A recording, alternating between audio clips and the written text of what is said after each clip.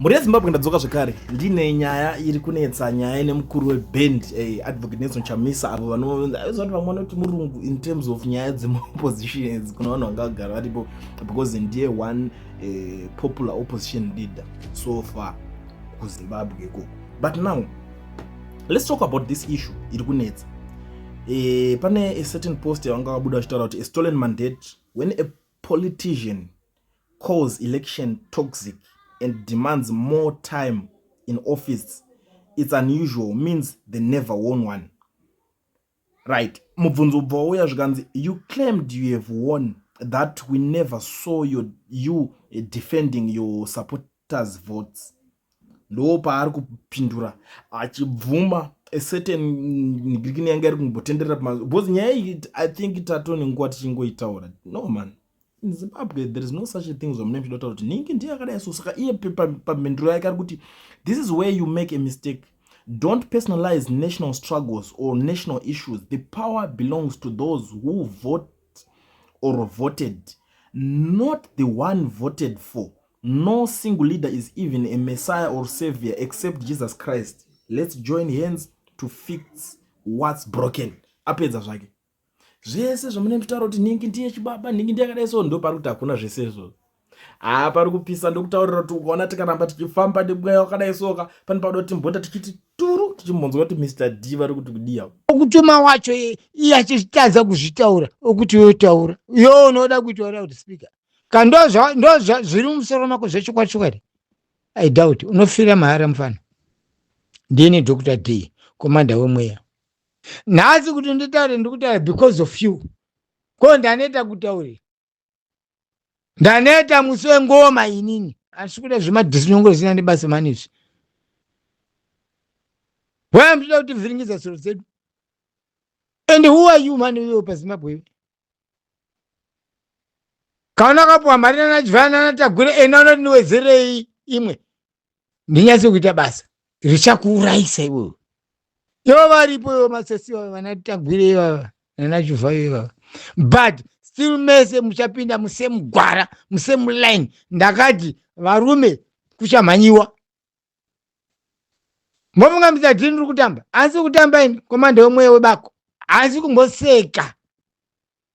Ndakuziva kuti maboundary achaita bata. Asi ramwe and plus don't forget andidi ropa richadeuka futi revazukuru ravambuya nehanda. Ropa rakadeuka uku kuhondoku ndokwandoziva kwakadeuka ropa. Kwete ropa rinodeuka muZimbabwe macho vanhu vachisiwa pamutariro fanika nyama yakawedzengwa inoisiwa paraini. Naye iti wenyu no voice, vanhu vongosara misozi pamatama.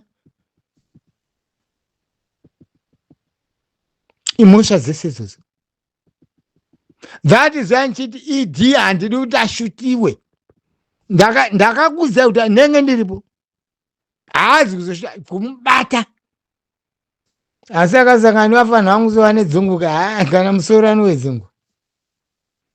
Ndikutokuudza zvechokwadi. Ndakuti time yekunyengerera naye haisina. Yongotarisana maziso nemunhu soka munhu kumupa time yekufema uchimba ma 2-5 minutes achitaura zvaanoda. No, that time is gone. Ndini Dr D, komanda wemweya.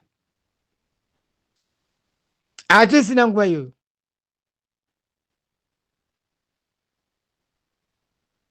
Ndakataura imi Chembere, Harawa, Mhandara, Chiita, mirirai tsuri kana yorira.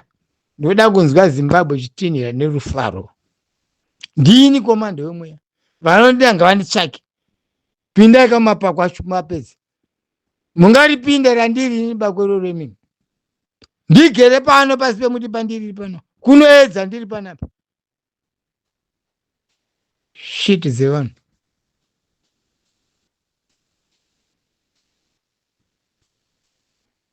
Musara ndibhowa. Ndamirira ndima yandiri kusakura. Kusakura kuzunza zvokuti kana mvura kana sei sora iroro harifi rakabuda futi. Ndini ndiri kutaura. Why munoda kundivhiringidza? Why munoda kundisamusa? Why do you behave in such a way? You people. Why?